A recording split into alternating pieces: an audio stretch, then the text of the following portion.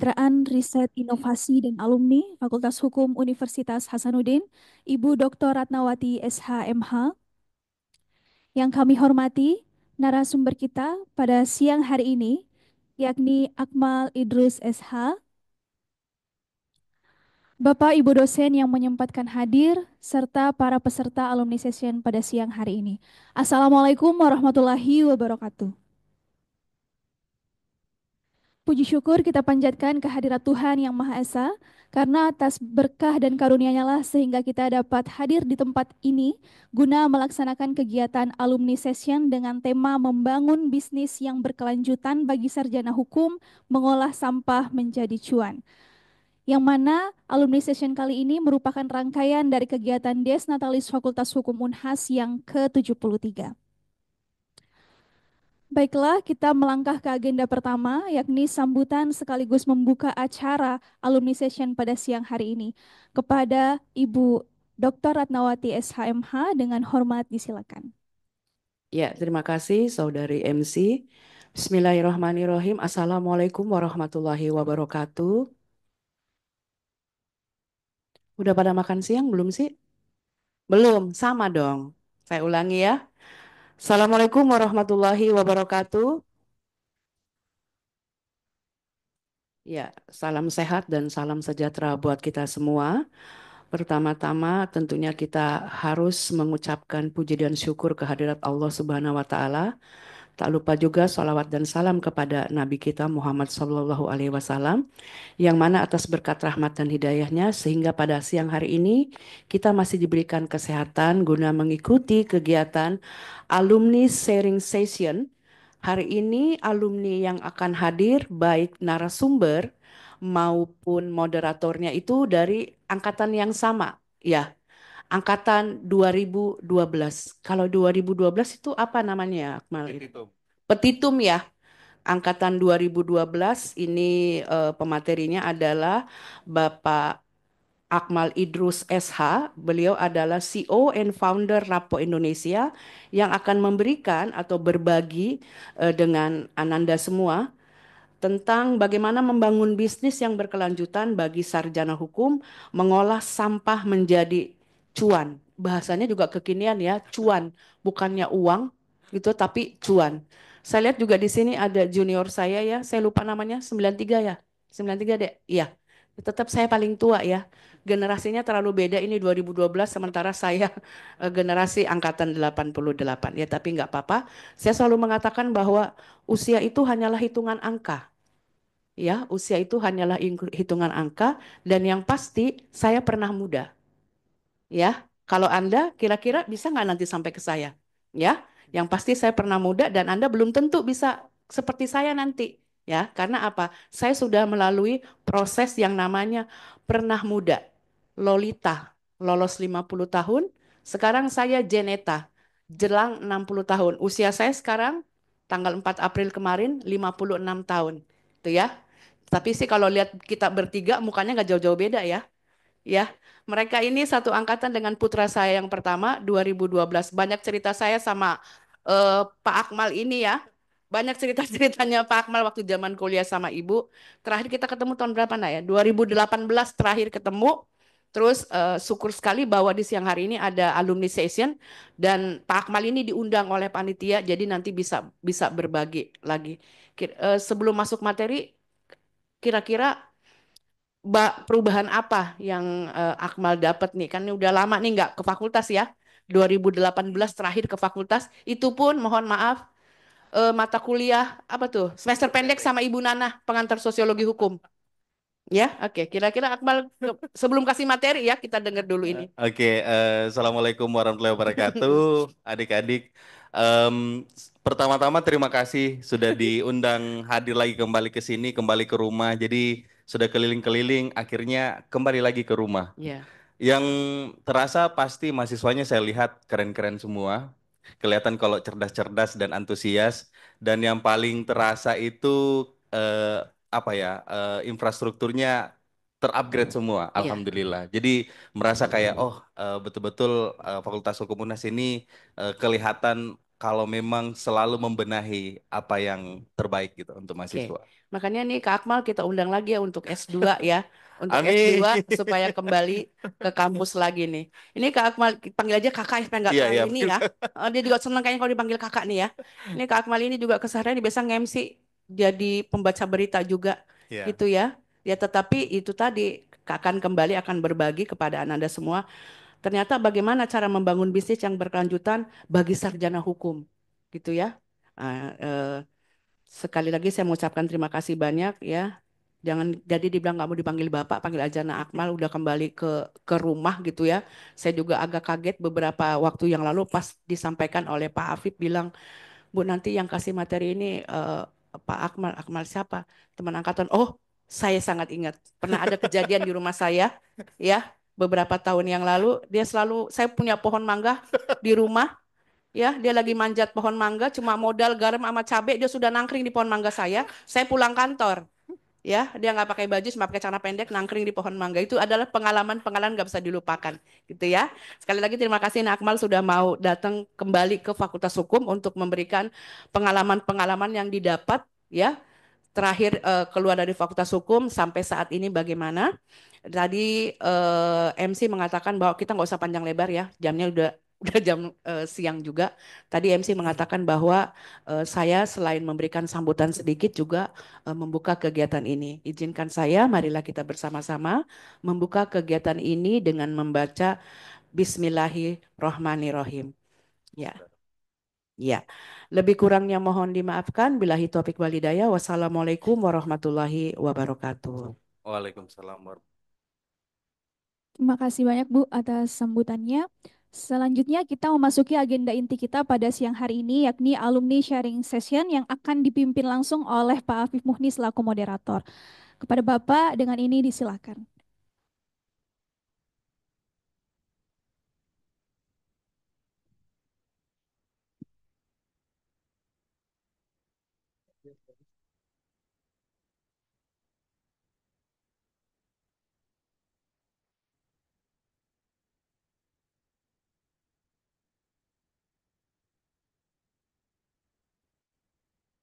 Baik, terima kasih MC Ibu Nuria Farmutia SHMH. Yang saya hormat, sorry. Bismillahirrahmanirrahim. Assalamualaikum warahmatullahi wabarakatuh. Selamat siang, salam sejahtera untuk kita semua. Masih semangat? Semangat. Insya Allah yang semangat itu ada hadiah dari Kak Akmal. Baik, pertama-tama yang saya hormati Dekan Fakultas Hukum yang hari ini diwakili oleh Ibu Wakil Dekan Bidang Kemitraan, Riset, Inovasi, dan Alumni, Ibu Dr. Ratnawati SHMH. Eh, yang saya hormati narasumber alumni session pada hari ini, Kakanda Akmal Idrus SH. Kebetulan beliau ini satu angkatan sama saya, tadi sudah disampaikan Ibu Nana. Jadi pelanggaran bagi saya kalau misalnya dia pulang, saya tidak sambut. Jadi tadi dari atas mobil saya sudah sediakan karpet merah sebenarnya. Eh, Oke, baik. Eh, Tadi saya ditanya sama Kak Akmal, ini kita kuliah umum atau sharing? Saya bilang sharing, santai saja. Jadi dia akan berbagi terkait dengan pengalamannya dia semenjak dia lulus tadi yang sudah dijelaskan Ibu Nana, semenjak dia lulus. Jadi Kak Akmal ini sudah banyak sekali pengalamannya di bidang entertain, reporter, news anchor, entrepreneur, dan sekarang ya menjadi owner dan CEO dari Rapo Indonesia yang ya tentunya eh, bukan kaleng-kaleng juga ini. Rapo Indonesia ini sudah internasional sebenarnya. Jadi untuk mengefektifkan waktu kepada Kakanda Akmal, saya persilahkan. Sip. Oke, terima kasih untuk Pak Afif agak aneh sejujurnya ya bilang Pak Afif karena jujur Pak Afif ini teman nongkrong saya. Kita sering nongkrong di warung kopi dan sekarang situasi sedikit formal ya. Jadi ya Pak Afif, terima kasih atas waktunya pasti. Assalamualaikum warahmatullahi wabarakatuh. Gimana teman-teman? Masih semangat? Semangat ya. Oke, sebelumnya ada yang pernah ketemu atau pernah kenal saya? Ada? Coba angkat tangan. Ada ya? Atau belum pernah? Oke, kalau belum pernah tidak apa-apa. Itu artinya ini adalah momen yang sangat tepat untuk kita ngobrol dan bisa berkenalan. Yang pasti hari ini tidak usah terlalu formal teman-teman ya. Saya sapanya teman-teman lebih asik kayaknya ya. Karena di sini saya cuma mau sharing pengalaman tentang usaha sosial. Bagusnya saya berdiri atau duduk? Bisa berdiri, Kak? Gimana? Bisa ya? Aman ya? Berdiri depan boleh? Oke. Saya lebih nyaman sih.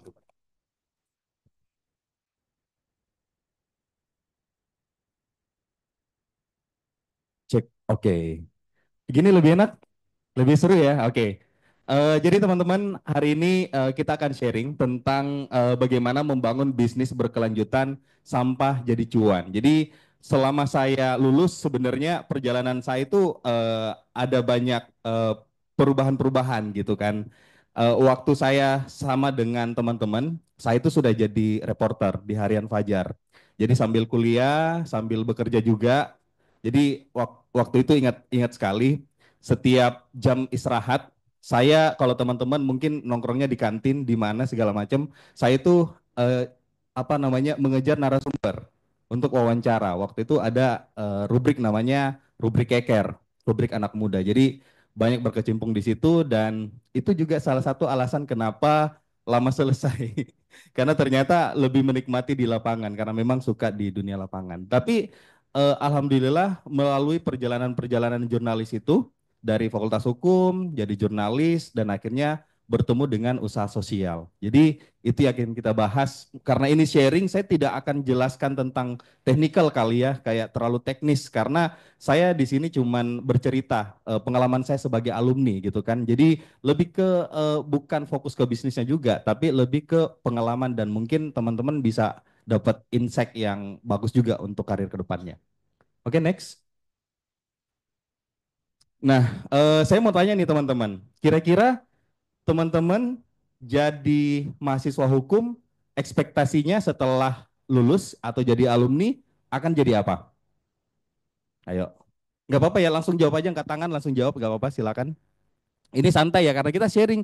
Ini kita alumni dan mahasiswa ya, jadi bisa dikatakan bukan bapak dan anak, jadi kita berteman di sini, jadi silakan yang mau speak up, ayo. Kira-kira teman-teman masuk Fakultas Hukum ekspektasinya akan jadi apa ketika keluar? Oke, ada jadi apa? Oke, ada lagi? Oke, ada lagi? Hakim? Oke. Ada nggak yang berpikiran akan jadi atau bekerja di startup? Contoh Gojek, Tokopedia, kerja di Rapo. Ada tidak? Ada ya. Jadi gini teman-teman. Menurut saya menjadi seorang alumni Fakultas Hukum itu punya banyak privilege. Jadi kita tidak bisa membatasi bahwa oh saya lulus ini akan jadi ini nih, akan jadi itu karena semua lini itu pasti berhubungan dengan hukum ataupun ada aspek hukumnya.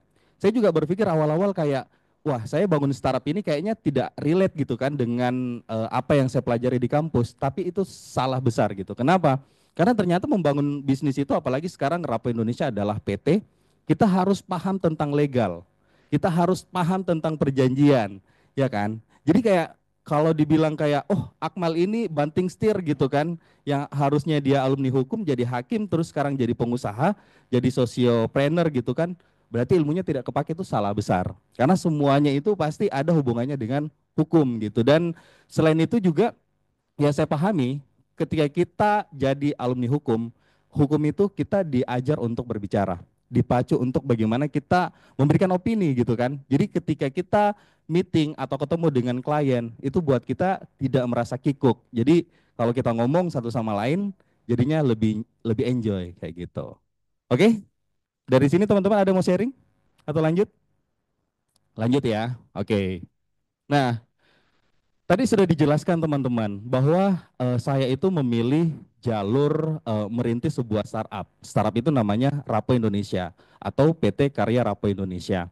Dan dari usaha sosial ini tentu saya belajar banyak hal dan ternyata ketika kita meng-create sesuatu dan apa yang kita lakukan itu betul-betul kita pelajari dan kita pahami, kita akan membuka banyak pintu-pintu atau peluang-peluang. Nah, seperti saya nih, awalnya mungkin cuman tahu apa ya, cuman tahu tentang hukum, tapi ternyata setelah saya membangun bisnis, saya banyak tuh mengupgrade ilmu-ilmu.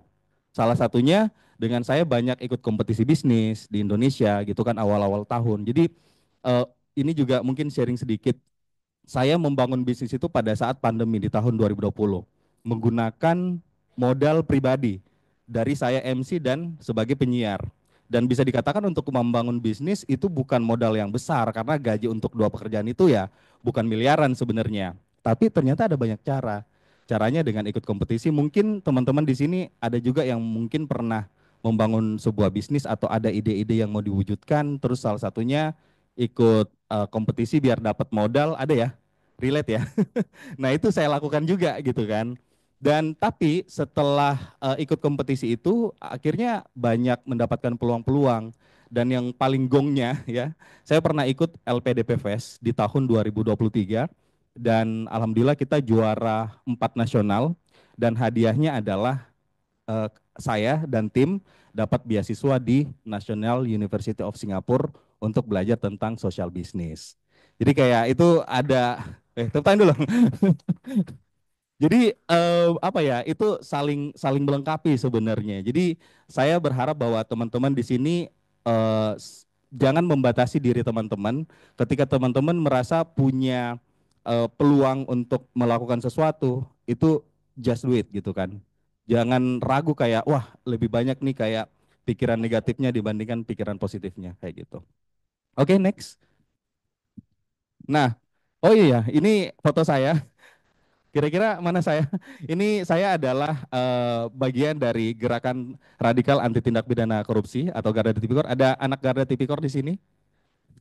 Ada Garda Tipikor? Oke, malu-malu ya. Saya ada di salah satu di foto ini, di kalau yang sebelah kiri bagian depan agak kurus. Oke, terus di sebelah kanan juga. Ini waktu masih jadi mahasiswa sama dengan teman-teman. Oke, next.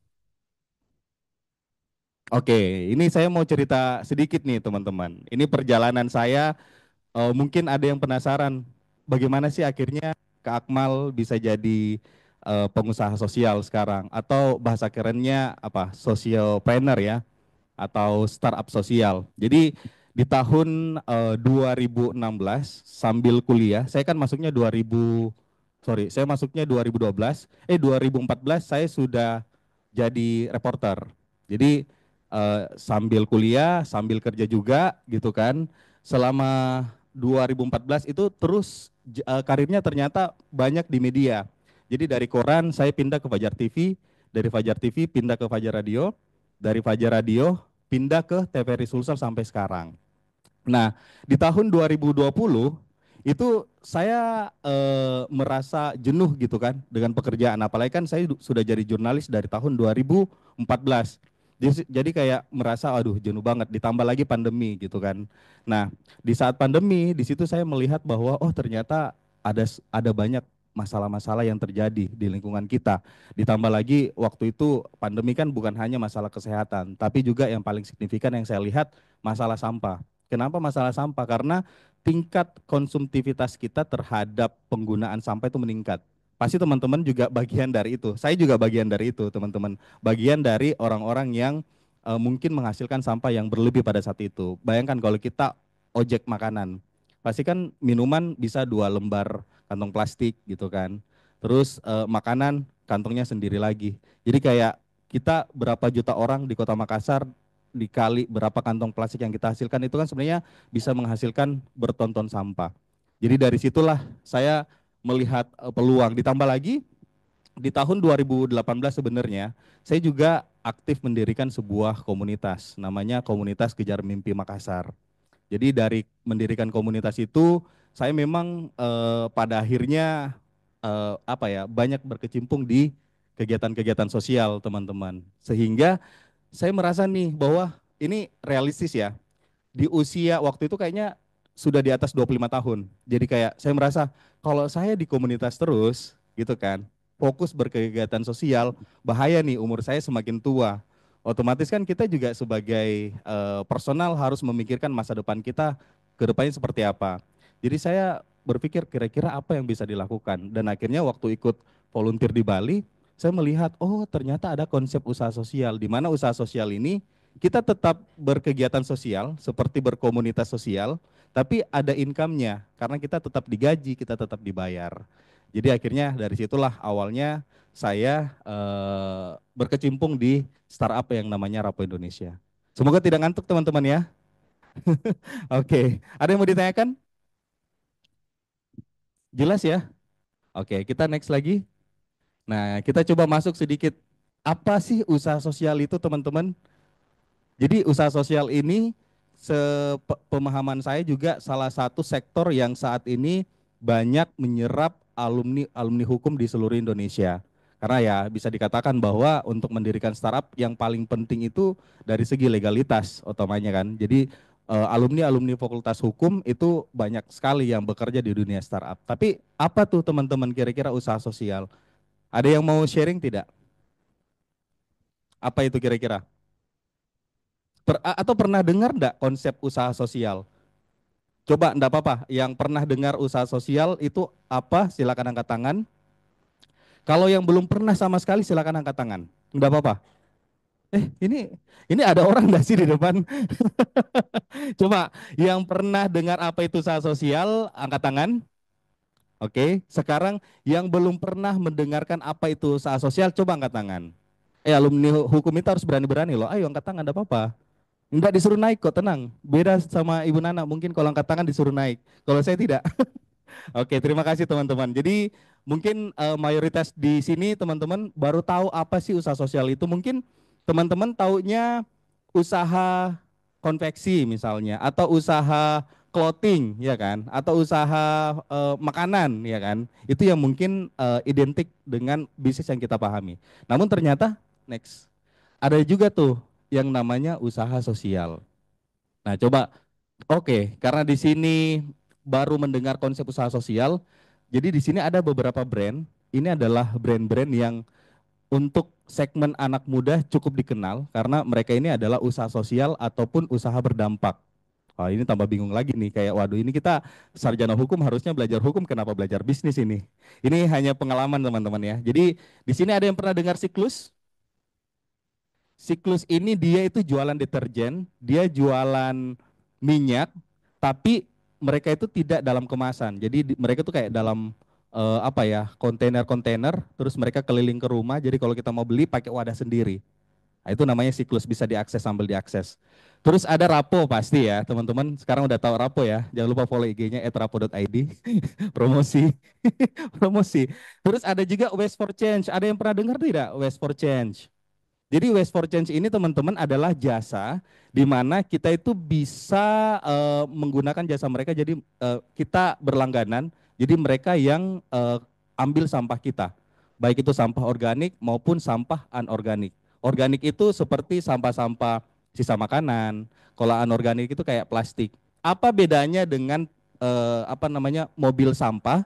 Kalau mobil sampah kan diambil terus jatuh-jatuhnya ke TPA. Nah, kalau ini lebih bertanggung jawab karena itu diolah ataupun di-recycle. Jadi sini ada beberapa, ada maga larva. Larva ini dia olah sampah organik.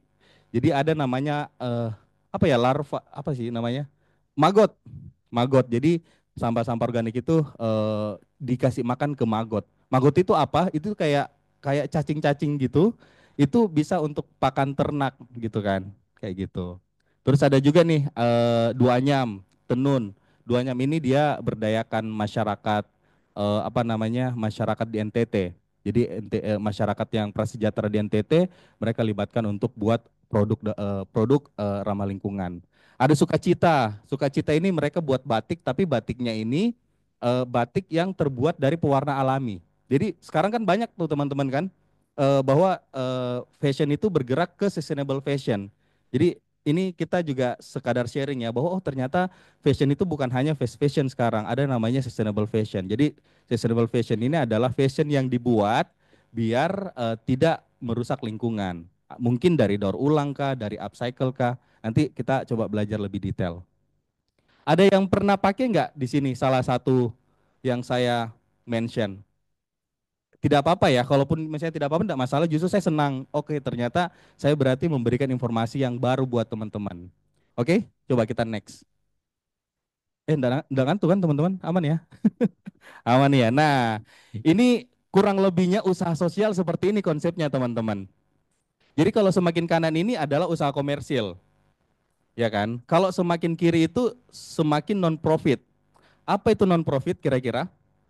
Siapa di sini anak Garda, anak HLSC, anak Alsa, Ilsa? Itu semuanya masuk di kategori apa? Non non profit. Oke. Jadi semua komunitas, semua organisasi yang tidak berfokus untuk mendapatkan keuntungan, bukan berarti kan kalau ada event kan kita cari dana ya, itu beda.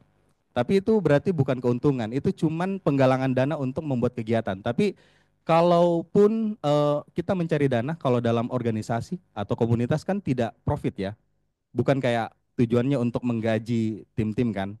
Berarti itu masuk di non profit. Kalau non profit dengan pendapatan kira-kira apa? Ayo, yang bisa jawab saya nanti kirimkan produk Rapo. Ya, biar langsung semangat. Ayo, kira-kira apa? Kasih contohnya. Tadi kan non profit ini komunitas atau organisasi sebenarnya kita sudah jadi bagian nih dari ini tanpa kita sadari. Kalau non profit dengan pendapatan kira-kira apa? 3, 2, 1. Ada yang bisa kasih contoh? Oke. Contohnya adalah yayasan atau NGO atau LSM. Kira-kira mana? Sekarang bahasa kerennya juga itu CSO.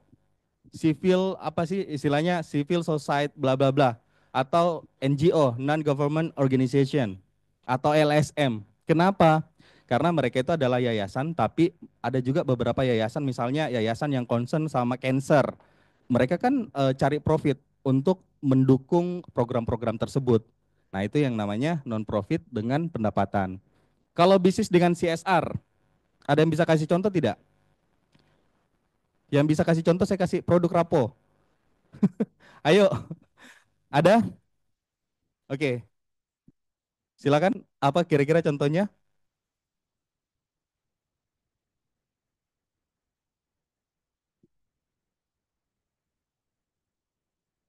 Oke, oke, oke. Tepuk tangan dulu dong. Betul. Nanti saya minta kontaknya ya setelah ini, nanti di store sama Pak Afif ya. Siap. Oke, jadi itu bisnis dengan CSR itu adalah sekarang itu corporate perusahaan-perusahaan besar itu sekarang sudah punya program-program CSR. Contoh Gojek. Kalau sekarang Gojek dan Tokopedia itu punya yayasan gitu kan, punya project. Ya, jadi mereka mengalokasikan dananya untuk CSR-nya mereka. Nah, itu masuk di situ.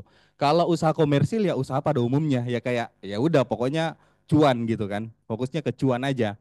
Mereka nggak mikirin gitu dampak sosialnya seperti apa, dampak lingkungannya seperti apa. Nah, kalau usaha sosial kita itu di tengah-tengah. Jadi di tengah-tengah antara sosial dengan komersil. Jadi tidak boleh itu terlalu sosial juga, karena kalau terlalu sosial kita kan butuh juga profit untuk perputaran bisnis. Kalau terlalu komersil juga yang tidak bisa, karena setiap usaha sosial itu harus punya value-nya yang berhubungan dengan sosial otomatis kan, ke lingkungan ataupun ke masyarakat. Kayak gitu. Jelas gak teman-teman? Ngantuk ya? Aman ya? Oke, next. Nah, kalau teman-teman lihat ya, kan kita ini sebagai sarjana hukum atau mahasiswa hukum, tidak semua yang kita pahami tentang hukum di luar sana kan. Pasti kan ada juga pengetahuan-pengetahuan umum, dan saya berharap teman-teman ini juga tetap mengupdate informasi-informasi tentang itu. Karena sekarang itu semua bergerak ke arah sustainability. Pasti teman-teman tidak asing kan dengan sustainability. Ada yang namanya sustainability financing, ada namanya sustainability fashion, bahkan ada yang namanya sustainability community gitu kan. Jadi semua yang punya kata sustainability itu berhubungan dengan lingkungan. Berarti mereka itu punya concern terhadap lingkungan. Nah, kalau usaha, kalau kita bagaimana kita tahu bahwa bisnis ini fokus kepada lingkungan atau fokus kepada sustainability. Nah, biasanya ya mereka itu menerapkan triple bottom line. Apa itu triple bottom line? Oke, next. Nah, ini teman-teman. Jadi dalam menjalankan bisnis mereka itu harus memperhatikan 3 aspek ini.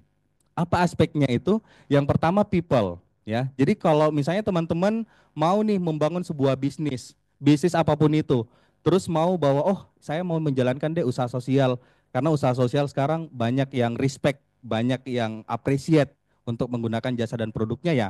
Yang harus diperhatikan 3 hal ini, harus ada yang diberdayakan otomatis. Contoh, tadi saya sempat share yang namanya tenun. Jadi tenun itu teman-teman mereka buat merchandise juga, tapi merchandise-nya itu dibuat sama masyarakat disabilitas. Jadi kan mereka kan memberdayakan masyarakat yang mungkin selama ini sulit untuk mendapatkan pekerjaan. Nah kalau Rapo misalnya memberdayakan perempuan pesisir, di mana perempuan pesisir ini kan tidak terjamah oleh pekerjaan karena dari sektor mungkin dari apa ya, dari pendidikan, dari segi lokasi yang membatasi mereka untuk bisa berkarir.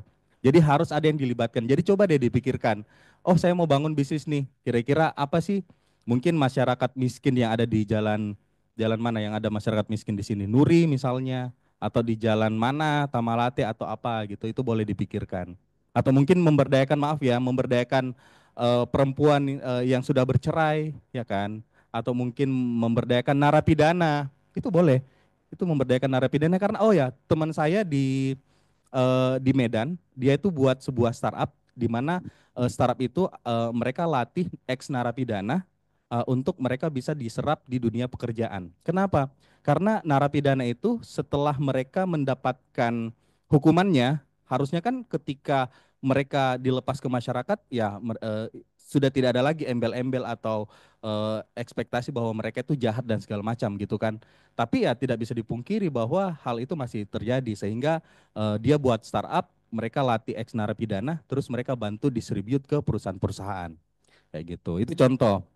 Terus planet, otomatis planet ini teman-teman dalam menjalankan bisnis tidak boleh merusak lingkungan, ya kan? Kenapa tidak boleh merusak lingkungan? Karena tentu sekarang ya ada banyak perusahaan-perusahaan yang merusak lingkungan dengan visi usaha sosial ini diharapkan itu bisa mengurangi. Sebenarnya yang namanya ini jujur teman-teman ya, yang namanya bisnis pasti tetap akan ada limbah, tapi paling tidak itu berkurang atau dikurangi gitu kan. Contohnya apa nih kalau di sini?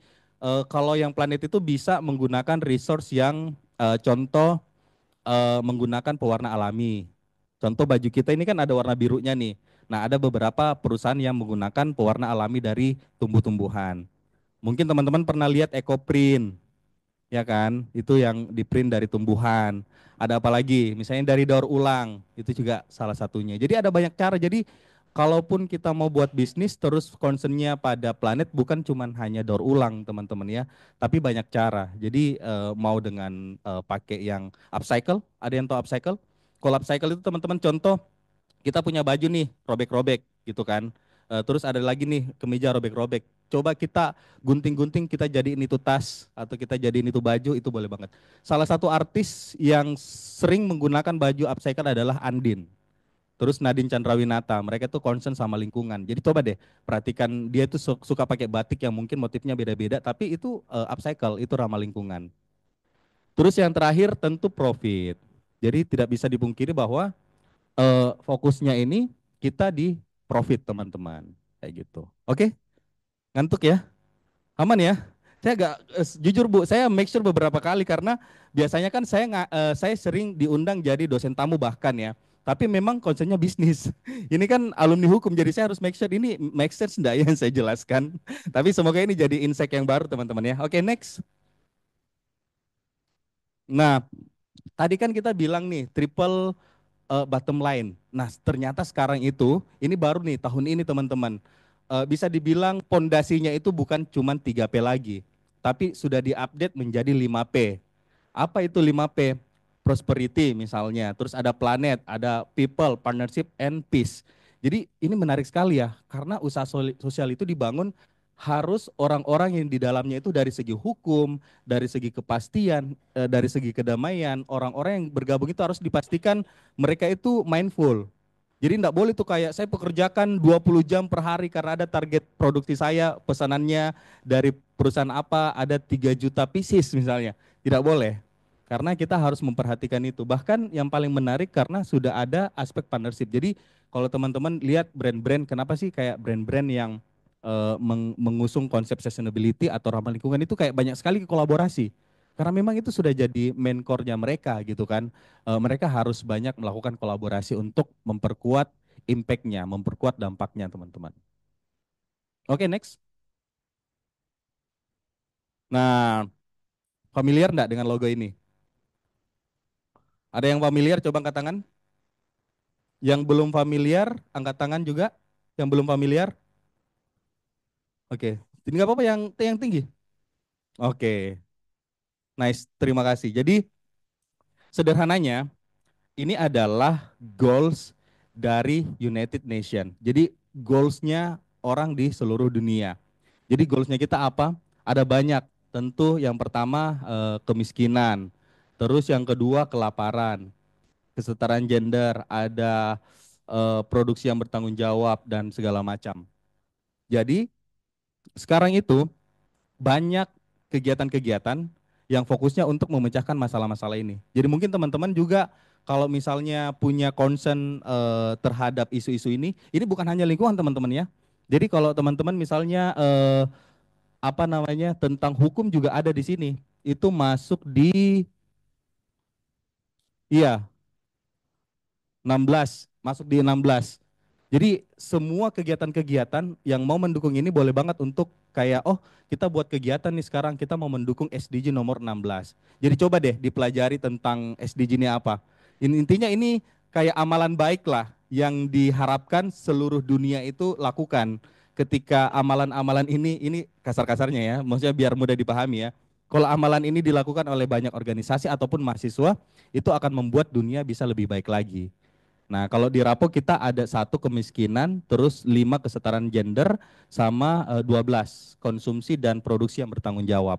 Kayak gitu. Jadi teman-teman boleh banget nih kayak, oh saya mau deh buat startupnya saya mau kasih konseling kepada masyarakat yang kurang mampu misalnya untuk membayar biaya konseling ya. Berarti bisa masuk tuh di nomor 16. Jadi mungkin kolaborasinya dengan perusahaan-perusahaan yang concern terhadap isu ini gitu kan. Itu boleh banget.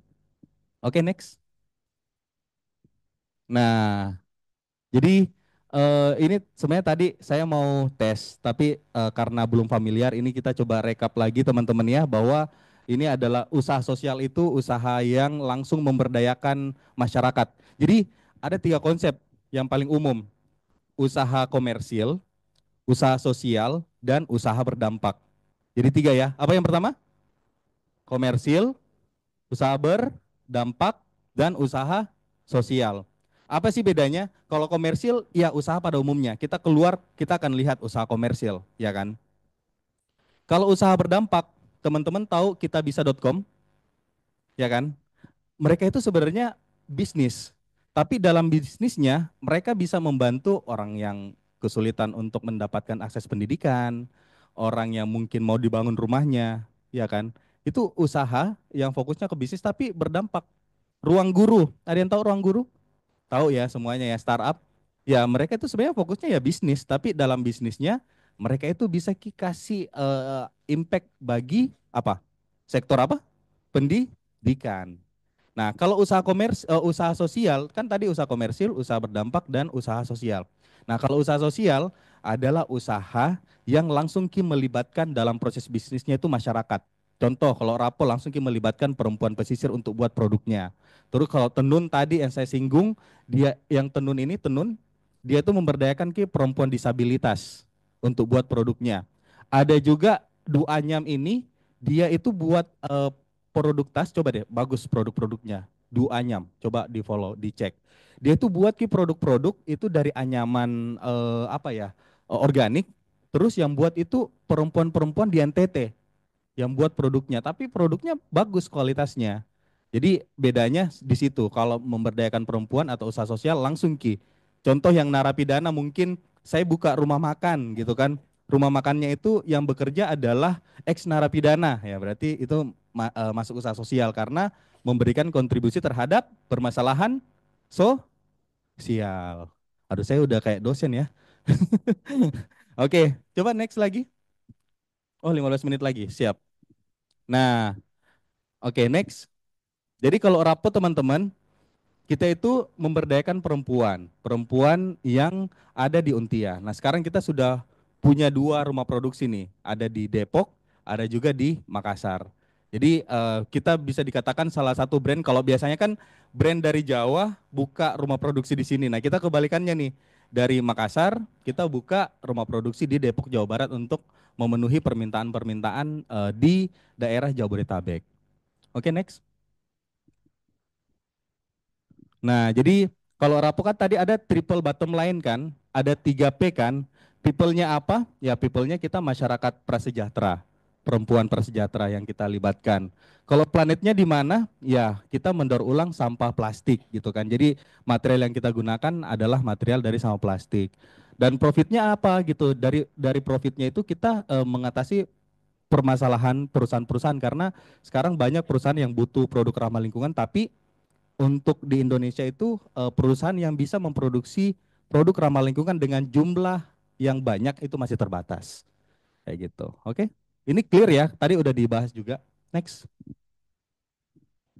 Nah, kalau Rapo sekarang, sorry itu ada sponsornya tuh.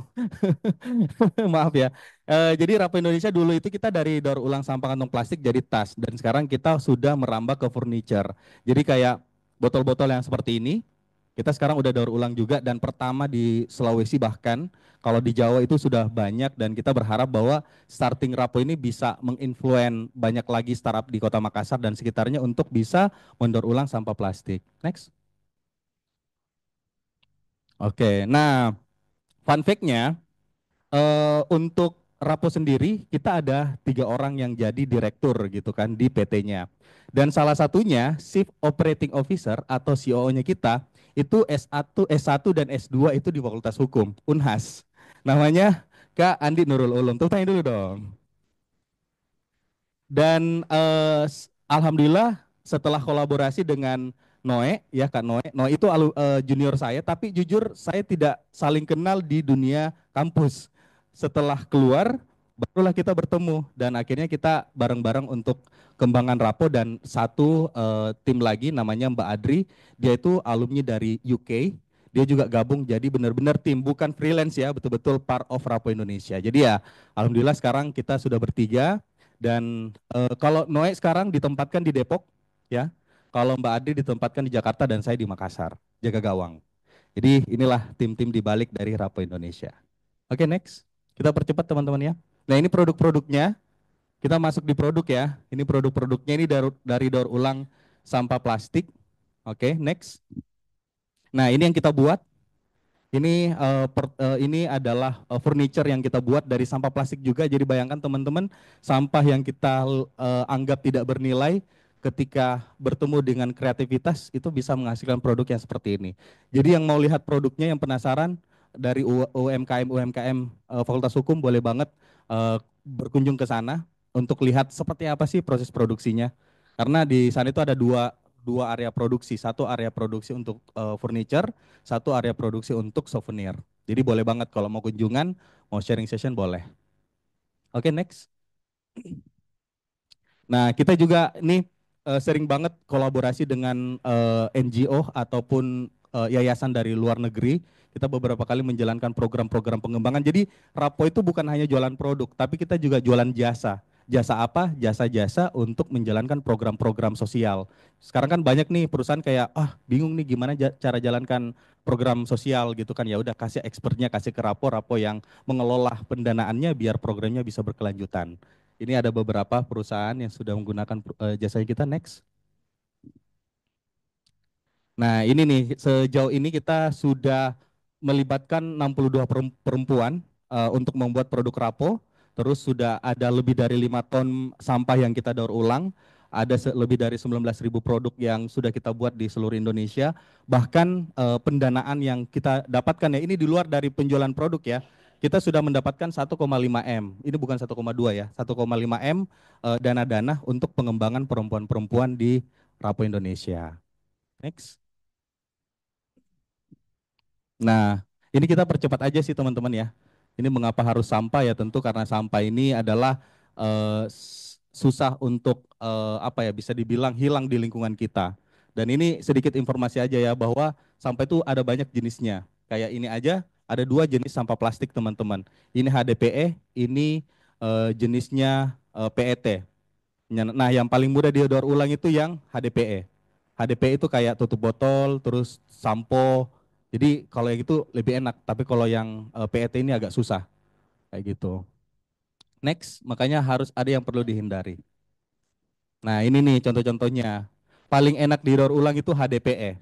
HDPE itu banyak gitu. Tapi kalau jenis sampah-sampah yang lain itu susah. Apalagi yang PS ini sudah tidak bisa. Jadi once itu kita gunakan, itu tidak akan hilang di lingkungan kita. Sampai kita bercucu, sampai kita mohon maaf kita meninggal dunia, sampah kita tetap ada. Jadi tolong ini dihindari yang PS. Kalau PP, HDPE itu masih oke gitu kan, masih bisa. Tapi kalau LDPE, kantong plastik itu masuk jenis LDPE. Ya, jadi ada kepanjangannya. Oke, next. Oke, ini cara pengelolaan. Ini saya skip aja, kalau mau tahu nanti jalan-jalan ke Rapo Indonesia. Next. Oke, ini juga next saja. Nanti yang penasaran bisa kunjungan. Nah, ini nih cara pengolahan sampah, contoh-contoh pengolahan sampah di Indonesia. Eh, Misalnya nih, kalau baju bekas itu dijadikan tas lagi gitu kan. Jadikan produk-produk yang baru. Terus kalau organik itu dikasih makan maggot, jadinya itu tuh maggot yang bisa dijadikan pakan ternak. Dan lebih bergizi, proteinnya lebih tinggi katanya. Ada yang pernah coba? Sapi dong. Terus spanduk juga ternyata teman-teman itu udah dijadikan itu loh produk. Jadi coba deh buka, kalau di Jerman ada namanya Freytag. Freytag. Kalau di Indonesia ada namanya Stufo. Jadi mereka itu buat apa namanya, tas-tas dari spanduk. Terus plastik kayak Rapo salah satunya. Jadi banyak cara untuk mengelola sampah gitu kan. Jadi jangan cuma berpikir oh yang bisa didaur ulang ini hanya sampah plastik. Ternyata sampah-sampah yang lain juga bisa. Next. Nah, ini kalau sampah furniture teman-teman di Surabaya ada apa nih nama brandnya? Sorry, saya nggak bisa baca. Tapi di beberapa daerah itu sudah ada dan di Makassar belum ada, makanya Rapo sebagai pionir di sini. Tapi kalau yang kantong plastik teman-teman, jujur Rapo itu adalah pionir di Indonesia. Jadi jujur banyak banget yang akhirnya menjadikan kita sebagai kiblat. Karena kita yang pertama di Indonesia waktu itu. Terus kalau yang HDPE ini yang untuk furniture itu sebenarnya kita bukan pionir, tapi kita yang pertama di Sulawesi Selatan. Jadi semoga teman-teman nanti juga bisa meng-create sesuatu yang baru juga melalui mungkin apa yang saya sharing hari ini. Next. Ini kayaknya oke, ini kayak apa namanya, apresiasi saya dapatkan. Next. Siapa ada yang kenal? Ini di Jakarta, saya sama Maudi Ayunda. Weh, sharing. Tepuk tangan dulu. Salah satu penyanyi, jadi benar-benar kalau kita jadi seorang sociopreneur harus siap gitu kan. Once kita mungkin akan sejajar dengan gubernur, kita dengan artis gitu kan. Ini dengan Maudy Ayunda next. Nah ini nih, ada yang pernah nonton Extravaganza? Kayaknya nggak ada yang tahu ya Extravaganza. Ini beda generasi ya. Ini hostnya dari salah satu artis. Justru yang hostnya artis, yang jadi narasumber bukan artis ya. Ini terbalik, ini juga di Jakarta, ini di Senayan. Ini sharing juga. Jadi memang saya alhamdulillah kebanyakan sekarang di Jakarta, bahkan banyak yang pernah bilang, banyak yang kaget, oh ternyata Akmal bisa logat Makassar. Ya iyalah seorang Makassar, karena terlalu banyak di Jakarta gitu kan. Jadi orang pikirnya, oh ini kayaknya dari Jakarta. Saya bangga sebagai orang Makassar dan sebagai alumni hukum pastinya dari Unhas. Jadi saya selalu mau mention itu bahwa saya dari Makassar. Oke, next. Ini sisa foto-foto. Ini fashion show nih kemarin. Jaketnya sama nih yang ini. Ini fashion show di ASBSD. Kita kolaborasi dan waktu ini dihadiri juga sama Menteri Perdagangan.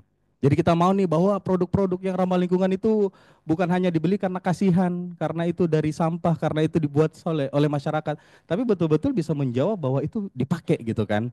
Kayak gitu. Ini fashion show kita di Jakarta next. Nah ini waktu dapat beasiswa di Singapura beberapa bulan, tinggal di Singapura. Singapura. Oke, next. Singapura itu NUS itu adalah universitas ke-8 terbaik di dunia dan pertama di Asia. Dan alhamdulillah bisa belajar di situ. Ini Ini pertama kali pitching dalam bahasa Inggris dan pertama kali juara 1, alhamdulillah. Ini yang adakan Kementerian Kementerian Startup Korea. Jadi makanya ini ke RW teman-teman, tuh bukan rupiah. Korean won hadiahnya. Alhamdulillah dapat uang dari masyarakat Korea. Ini sama Noe, ini bareng Noe di Jakarta juga. Oke, next. Ini foto-foto aja nih teman. Jadi bintang iklan juga di apa namanya kalendernya CIMB Niaga. Weh, mantan ex CIMB Niaga. Ex. Jadi kalau yang pernah ke bank mungkin pernah lihat foto saya kalau nasabah CIMB tapi nggak ngeh gitu kan. Ini 2024. Oke, next.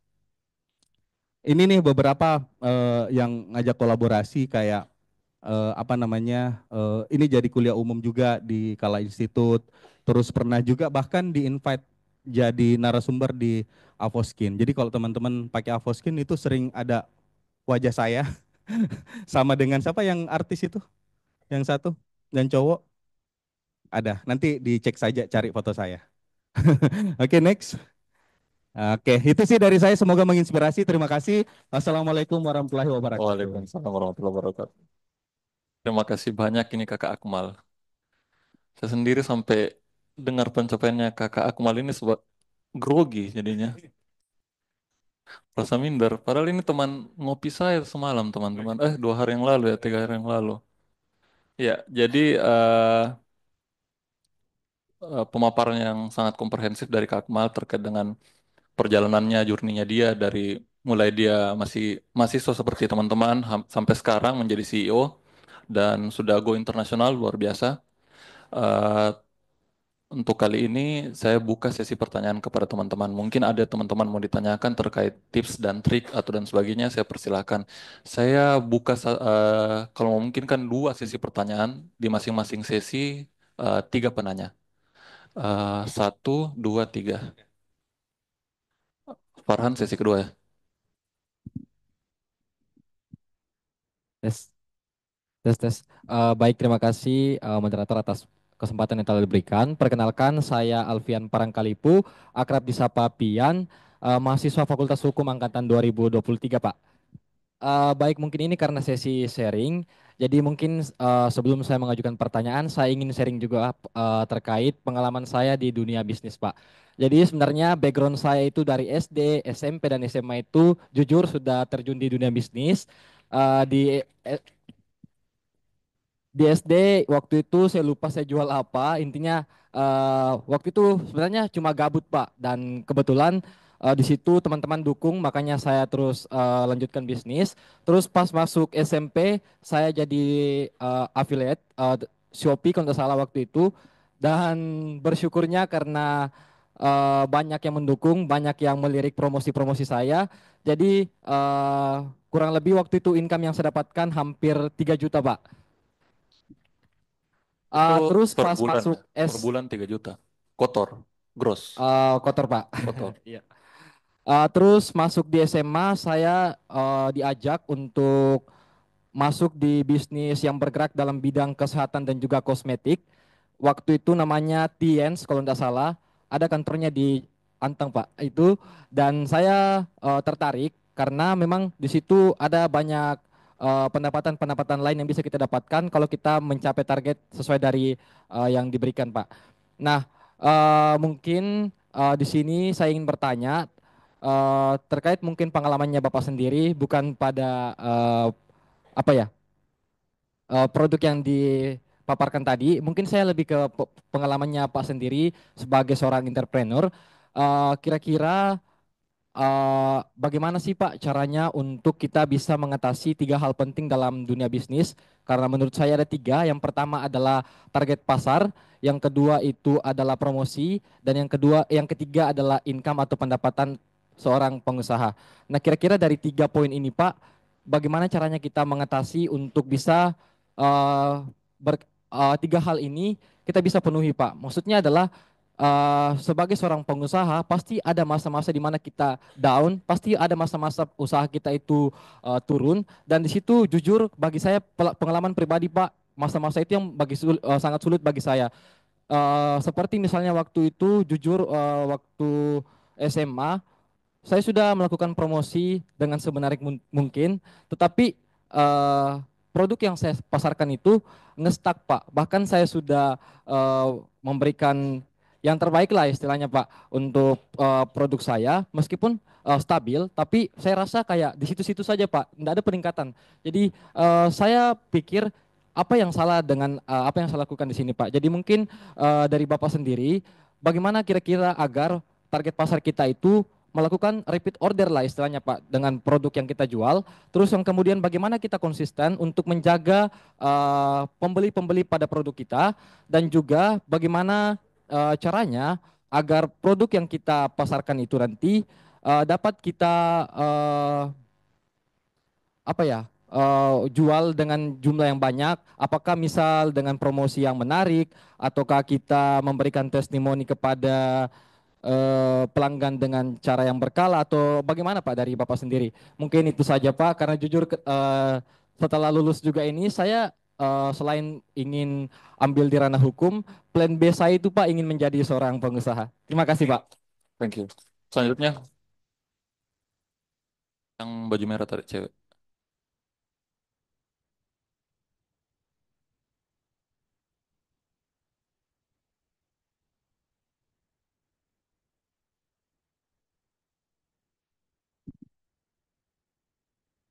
Baik, terima kasih atas kesempatan yang telah diberikan. Perkenalkan, nama saya Gabriela Lambar. Bisnis daur ulang seringkali menghadapi tantangan dari sisi modal, keterbatasan teknologi, hingga resistensi pasar karena mungkin ada stigma produk dari barang bekas. Apalagi bagi pemula yang mungkin baru memulai dari nol, termasuk kita sarjana hukum yang belum memiliki latar belakang bisnis atau teknik. Yang menjadi pertanyaan saya adalah, apa strategi paling realistis yang bisa diterapkan oleh sarjana hukum untuk membangun bisnis sampah dengan modal minim namun tetap legal dan berkelanjutan? Pertanyaan ini menghantarkan saya pada pertanyaan selanjutnya, yaitu apa bentuk konkret dari kolaborasi antara inovasi dan hukum dalam bisnis Rapo Indonesia yang bisa menjadi contoh bagi mahasiswa hukum, serta apa prinsip utama yang kakak pegang dalam menjaga keberlanjutan jangka panjang sebagai CEO dari Rapo Indonesia? Terima kasih. Oke, terima kasih. Yang Bapak. Iya, baik. Terima kasih kepada Adinda ya, moderator. Ya, yang terhormat Ibu Wakil Dekan, ya, yang dari tadi sudah memperkenalkan saya. Ya, perkenalkan nama saya Muhammad Firman, alumni angkatan 93. Ya, eh, saya bangga hari ini ya bisa hadir di depan adik sekalian mengikuti acara sharing session alumni. Ya, yang lebih bangga saya Adinda Akmal ini. Ya, angkatan yang lebih muda daripada saya tapi prestasinya luar biasa ya. Ya, salut dan bangga deh. Ya, karena ini namanya kan acara sharing session, artinya kita berbagi minimal pengalaman atau informasi. Ya, saya sebagai alumni mungkin apa sedikit perlu belajar juga seperti adik ya. Dari segi entrepreneur mungkin ya. Begini apa dalam membangun suatu usaha itu, ya kira-kira modal apa kira-kira ya yang harus kita perlukan, persiapkan supaya kita bisa survive dalam suatu bisnis. Ya, bisa mungkin kita bagi kepada adik sekalian ini. Kira-kira modal apa yang harus kita miliki selain modal finansial. Ya, seperti itu. Kemudian dari aspek pengolahan sampah yang menarik sekali bagi saya ya. Ya, kebetulan saya bekerja di pemerintah Kota Makassar. Ya, begini apa? Eh, permasalahan sampah ini yang selalu apa? Menjadi permasalahan yang susah kita carikan solusi. Tapi tadi dengan solusi seperti tadi startup itu minimal bisa kita mengurangi dampak-dampak dari sampah itu. Tapi yang menarik adalah barang yang sebelumnya tidak berguna, tapi di depan adik Akmal ini bisa diangkat sebagai suatu potensi yang memiliki nilai finansial, kemudian bisa mungkin nilai promosi mungkin ya, produk-produk. Jadi kira-kira eh, bagaimana kira-kira strategi yang perlu dikembangkan supaya bisnis pengolahan sampah ini bisa lebih berkembang ke depan?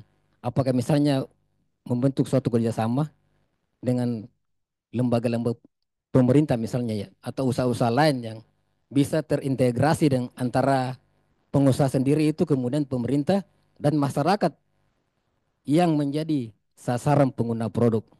Iya, saya rasa demikian. Terima kasih. Baik, terima kasih Pak Firman. Oke, eh, untuk sesi pertanyaan pertama dalam tanya jawab hari ini ada beberapa. Yang pertama dari Alfian ya, terkait dengan tolong Kak Akmal ya berbagi sebagai entrepreneur bagaimana untuk dapat mengatasi 3 hal dalam bisnis, yaitu target pasar, eh, promosi, tolong di-share terkait dengan tips dan trik dan kiat-kiatnya, dan juga terkait dengan income, sehingga usaha dapat berjalan dan konsisten serta berkelanjutan. Terus yang kedua dari Gabriela, bagaimana merubah stigma produk barang bekas, terutama eh, sampah, sehingga dapat menjadi eh, menghasilkan suatu barang yang bernilai komersial, serta bagaimana cara membangun usaha dengan modal yang sedikit. Terus ada juga dari Pak Firman tadi, bagaimana kiat-kiat sukses untuk survive dalam membangun sebuah bisnis dengan modal atau finansial yang sedikit. Mungkin dijawab maraton saja, Kak Akmal. Oke. Silakan. Maraton ya. Oke, baik. Terima kasih banyak teman-teman untuk pertanyaannya sangat luar biasa sekali. Tapi mohon maaf saya tidak bisa menjawab. Aman-aman. Yang pertama itu dari Alfian ya.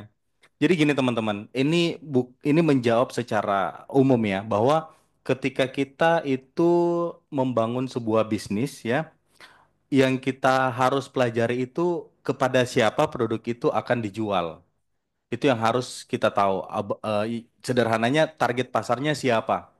Jadi target pasar inilah yang akan menentukan bagaimana cara kita berkomunikasi melalui Instagram kita. Ketika ada yang nelpon misalnya bagaimana cara bahasa kita yang kita pilih gitu kan.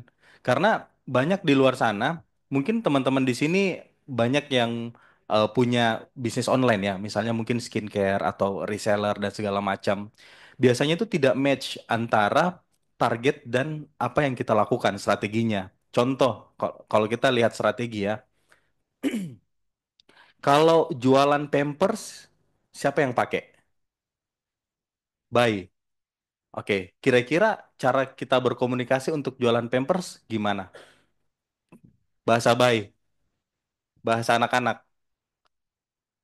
Oke, betul. Saya setuju dengan Gabriela. Justru kita harus membuat promosi yang menyasar ke ibunya. Kenapa ibunya? Karena ibunya lah yang menentukan untuk pembelian. Jadi walaupun yang kita promosikan adalah produk Pampers ya, yang pakai anak-anak, tapi kita komunikasinya ke ibu-ibu. Kayak gitu. Jadi banyak yang biasa di sini kurang cocok gitu kan. Promosinya harusnya menyasar ke anak muda, bahasanya terlalu kaku. Atau harusnya mungkin mereka itu fokus ke contoh gini juga. Kalau kita lihat iklan Pepsodent, sorry, ini enggak apa-apa ya. Iklan pasta gigi, ya harusnya Pepsodent bayar nih ke kita nih kena promosi. Pepsodent misalnya, mereka itu kalau buat iklan, kira-kira siapa yang dilibatkan?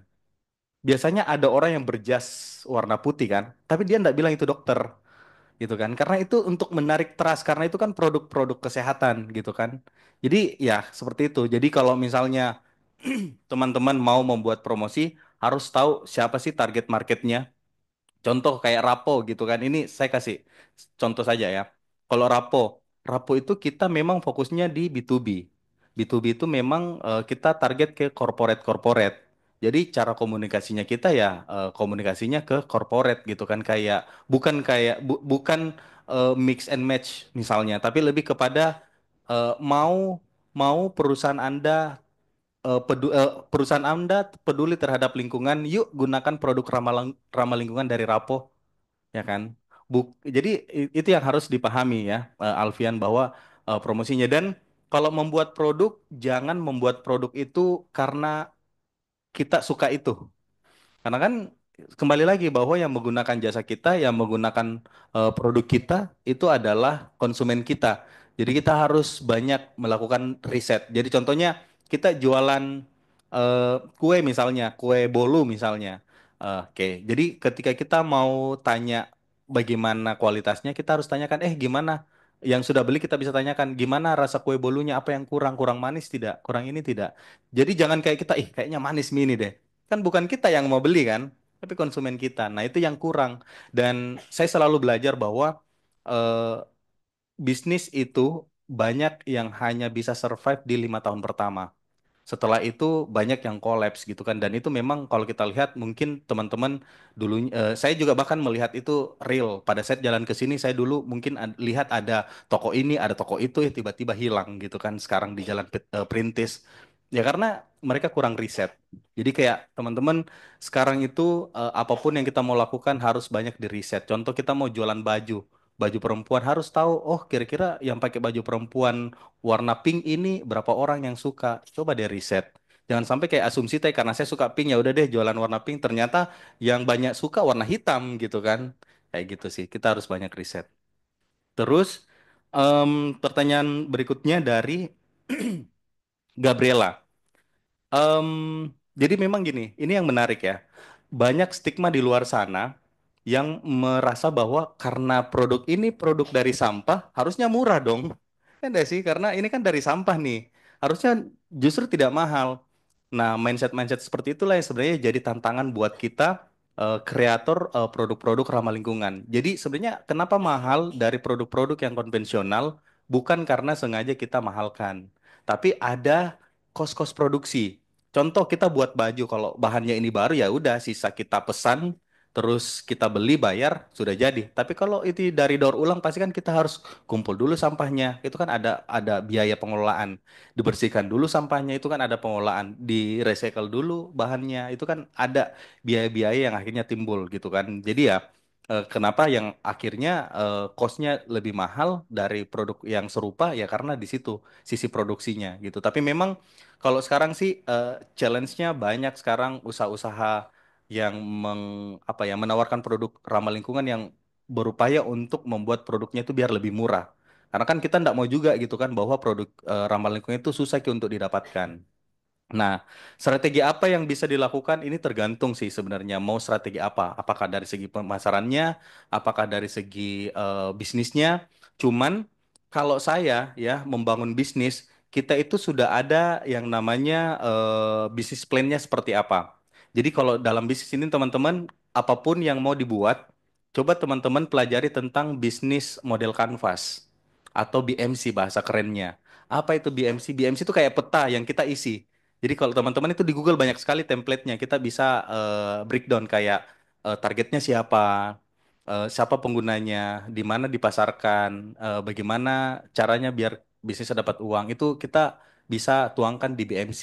Jadi BMC itu harus ada strategi. Jadi kita juga kalau bangun bisnis sudah harus siap kayak target 1 tahun ngapain, target 5 tahun ngapain. Jadi memang harus dibuat targetnya. Jadi jangan cuman kayak buat bisnis kayak oh hari ini saya suka buat eh, kue atau minuman minuman kolak misalnya. Saya suka kolak, saya jualan hari ini karena tidak siap ininya strateginya akhirnya pada saat semangatnya turun ya bisnisnya juga tidak akan berjalan. Itu sih yang kurang. Terus bentuk kolaborasi hukum seperti apa? Seperti yang saya sampaikan bahwa semua hal yang berhubungan dengan bisnis itu sangat butuh dengan hukum, mindset hukum. Karena saya yang pertama pajak-pajak, aturan-aturan dan yang awalnya jadi gini ya, jujur ini fun fact-nya ya. Mohon maaf ada dosen saya di sini.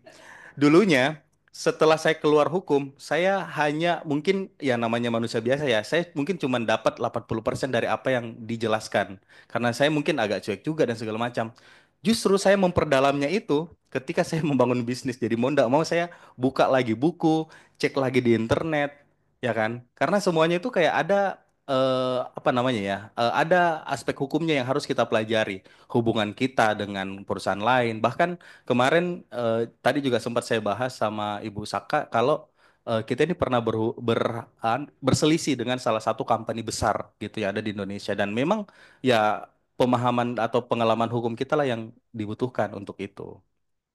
Terus ya itu sih, kalau itu bisa diterapkan ya pasti bisnis juga akan berkelanjutan. Nah, terakhir dari Pak Firman, modal apa yang harus diperlukan? Yes, kalau kita ngomongin masalah bisnis pasti modal itu finansial ya, yang pertama. Terus apalagi produksi alat-alat untuk produksi pasti gitu kan. Cuman buat saya sih menurutku yang paling penting itu ke mental, Pak. Kenapa? Karena saya awal-awal menjalankan Rapo di mana Rapo itu orang belum ada gambaran. Orang lihat saya kayak ngapain sih Akmal sarjana hukum dari Unhas, terus juga reporter ngurusin sampah. Ya kan, jadi kayak betul-betul kayak saya mungkin waktu itu konten-konten di Instagramnya kayak ada yang punya sampah tidak, saya siap ambil di rumahnya gitu kan. Jadi kayak orang kan pasti berpikiran kayak ngapain sih, apa sih dia bikin Akmal ini, kenapa sih dia harus ngurusin sampah? Padahal mungkin kalau namanya bisnis ini kan ada banyak yang bisa dilakukan. Contohnya mungkin yang keren-keren Pak itu bisnis baju kayak teman-temanku buka buka apa namanya clothing, misalnya ada boothnya di mana di mall gitu kan. Saya ngurusin sampan itu sih mentalnya dan saya akhirnya throwback Pak bahwa ketika saya 5 tahun lalu menyerah mungkin dengan segala tantangan yang ada, mungkin saya tidak akan bisa berada di titik sekarang. Dan alhamdulillah sekarang kita sudah sebagai PT sudah ada puluhan gitu yang bisa kita gaji, bahkan revenue-nya bisa ratusan juta per bulan gitu kan. Itu tidak akan bisa seperti itu kalau mungkin secara mental saya tidak siap. Karena bisnis itu memang penuh dengan ketidakpastian.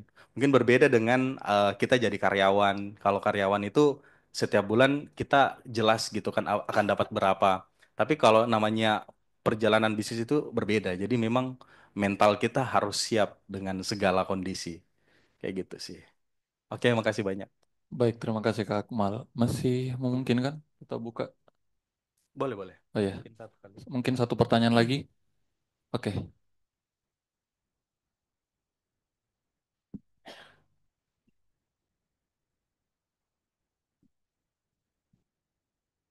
Baik, Assalamualaikum warahmatullahi wabarakatuh. Terima kasih atas Waalaikumsalam. kesempatan yang telah diberikan. Perkenalkan, nama saya Muhammad Farhan Putra Pratama dari Prodi Ilmu Hukum. Saya ingin bertanya, kalau teman-teman tadi dan Bapak bertanya mengenai berorientasi kepada bisnis, saya akan berorientasi kepada hukumnya. Hmm. Saya akan bertanya, apakah ada hal-hal yang perlu diperhatikan dari aspek hukum saat mendirikan startup perusahaan atau usaha di bidang sosial ini, apalagi mengingat bahwa seperti Rapo ini kan mengolah sampah menjadi produk-produk yang akan dijual secara komersil ya. Iya. Nah, apakah ada mekanisme-mekanisme khusus selain daripada eh, yang seharusnya misalnya pada bisnis komersil yang lainnya, yang itu harus diperhatikan dalam misalnya pengelolaan sampahnya bagaimana atau dan lain sebagainya. Yang kedua, saya ingin bertanya, apakah saat kakak menjalankan usaha ini, apakah eh, ada bantuan dari atau insentif dari pemerintah, mengingat Hmm. bahwa usaha kakak ini berorientasi pada kerja-kerja pemerintah juga, mengurangi Yes. sampah-sampah yang menimbun. Yes. Selanjutnya, apakah ada apakah Banyak ya. menurut kakak eh, untuk menjalankan usaha di bidang sosial ini seperti usahanya kakak ini lebih sulit atau lebih mudah dibandingkan usaha-usaha pada umumnya? Mungkin itu saya. Terima kasih atas kesempatan yang telah diberikan. Wabillahi taufiq wal hidayah. Wassalamualaikum warahmatullahi wabarakatuh. Assalamualaikum Waalaikumsalam. warahmatullahi wabarakatuh. Langsung saja. Siapa namanya? Farhan ya. Oke, izin langsung jawab ya.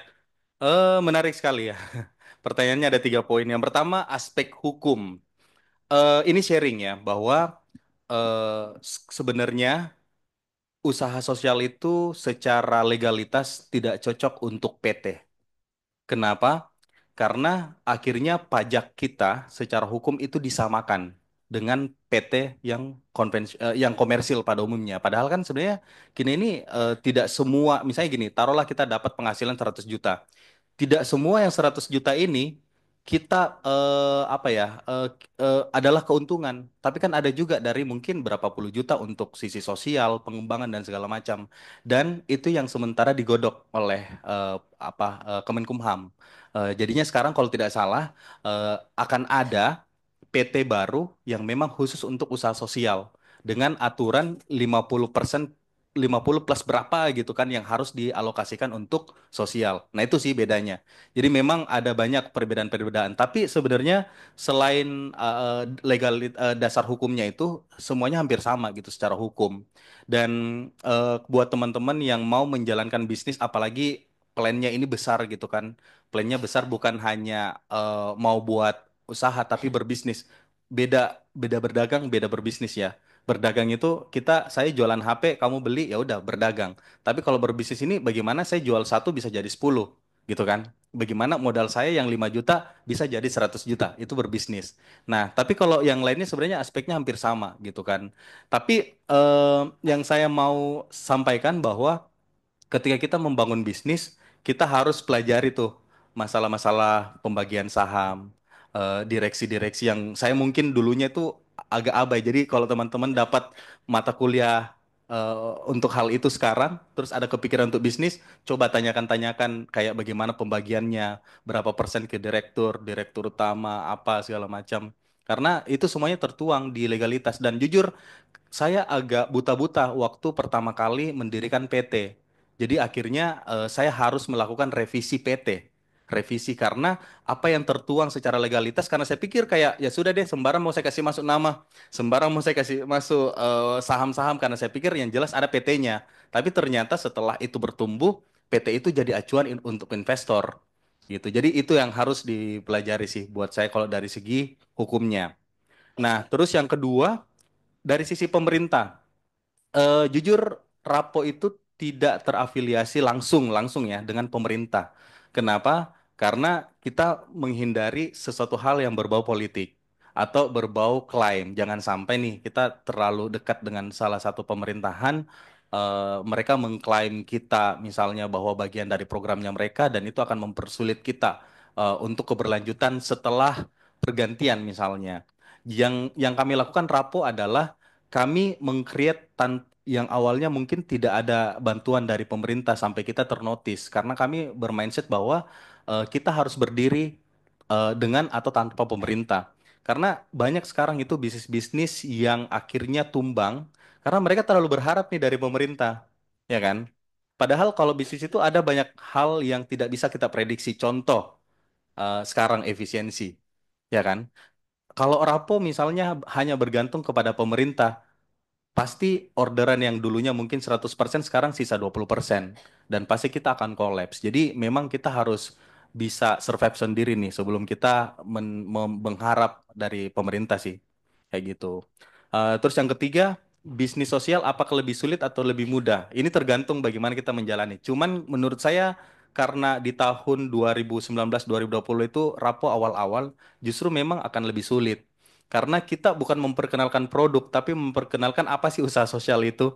Jadi kayak banyak orang yang skeptis, apalagi mindsetnya bahwa bahwa produk ramah lingkungan atau produk daur ulang itu cepat rusak. Atau orang beli produk itu karena kasihan. Nah itu mindsetnya kayak seperti itu. Jadi mereka belum melihat bahwa produk ramah lingkungan ini betul-betul produk yang fungsional.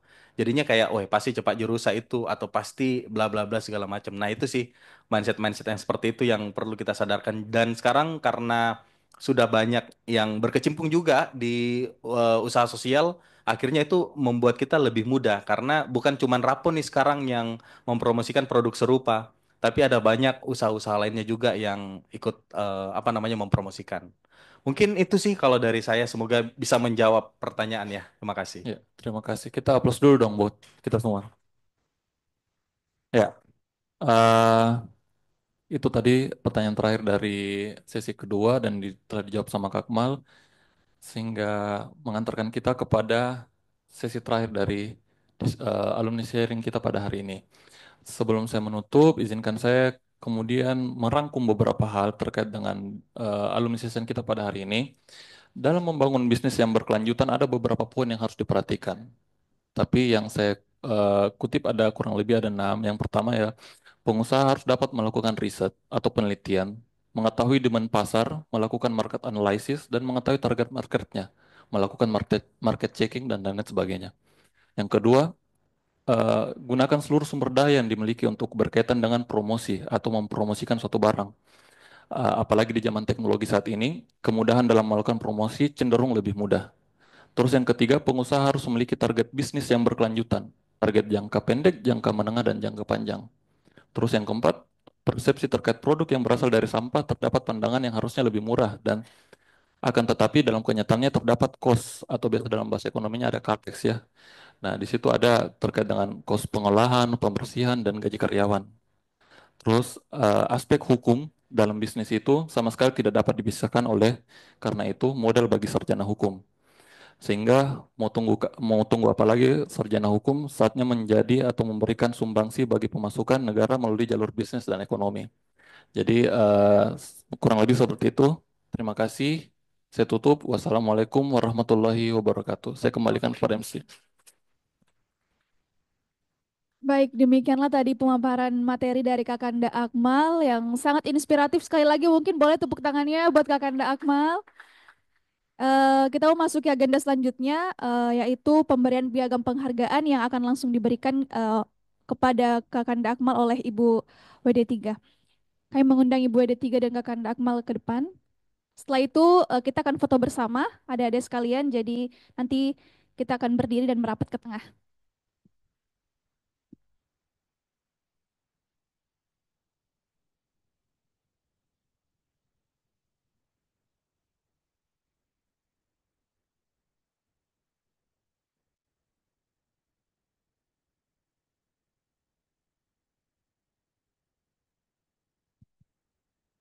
Ayo adik-adik sekalian, mohon untuk berdiri dan kita merapat ke tengah untuk foto bersama.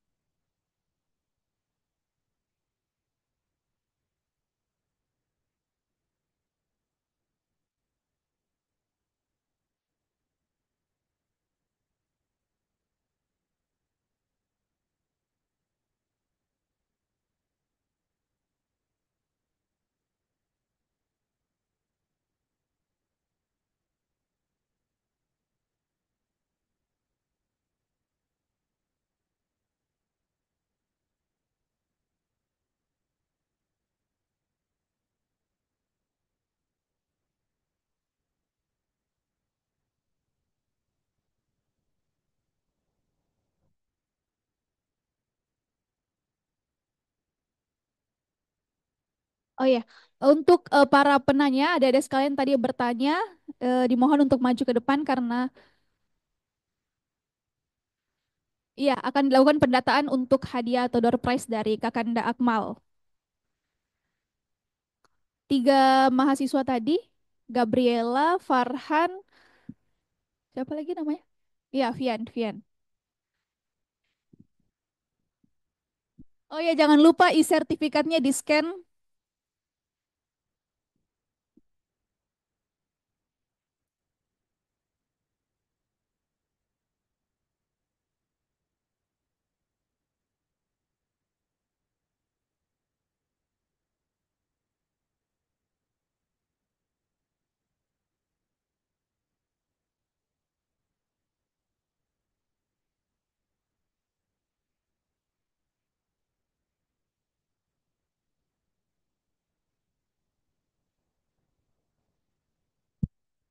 Baik, dengan berakhirnya foto bersama tadi, maka berakhir pula seluruh rangkaian acara kita pada siang hari ini. Kami dari panitia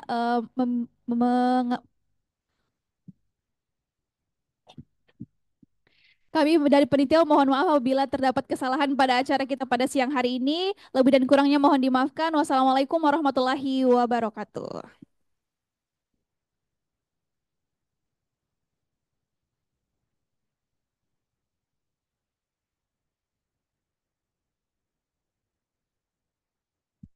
Adik-adik untuk ini absen dari kelas ilmu hukum, hukum dan hak asasi manusia kelasnya Prof. Masba dan kamu ya.